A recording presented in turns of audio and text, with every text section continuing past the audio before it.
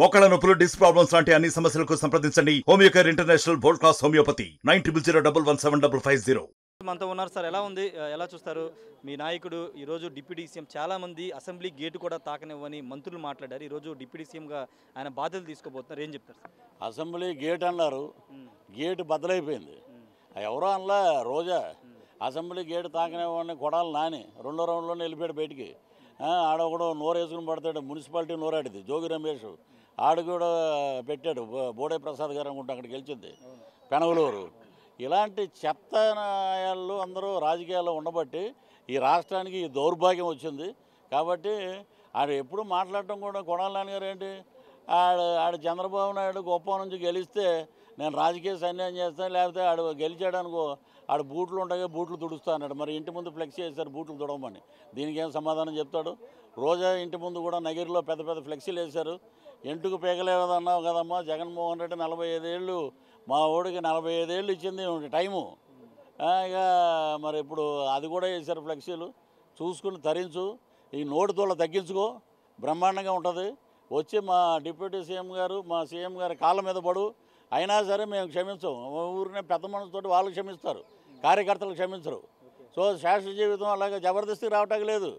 అక్కడ ఒకటి పోస్టర్ పెట్టారు నగిరి యువతల, చిత్తూరులో ఎక్కడో రారా జబర్దస్తికి రారా అని రానివ్వరు. మేము ఏదొచ్చినా కూడా మేము అడ్డంగా నిలబడతాం, మేము ఎదుర్కొంటాం. సినిమా పరిశ్రమలో అడుగు పెట్టక లేదు. ఎన్ని మాటలు మాట్లాడాము, ఒక ఆడది మాట్లాడాల్సిన మాట్లాడినా గాడిదలాగా 55 వచ్చినాయి నీకన్నా, నీ ముడ్డు కింద 52 ఉన్నాయి కదా.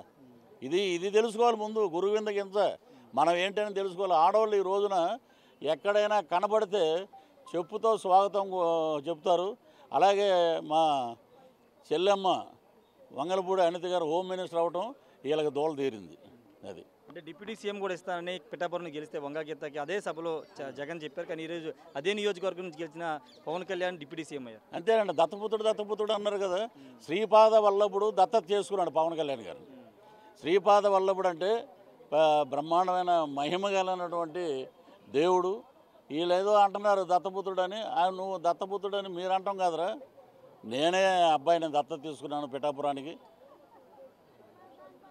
ఏమండి దత్తపుత్రుడు ఇప్పుడు అవన్నీ వేసేస్తారు, ఏముంది ఇంకా మనం ఎవరిని ఏమంటాం చెప్పు. న్యూస్లు తెలుసుకుని వేయాలి ఏదైనా. దత్తపుత్రుడు అన్నారు. శ్రీపాద వల్లభుడు దత్తత తీసుకున్నాడు. ఆయన నోటెంట డిప్యూటీ సీఎం అన్నాడు కదా.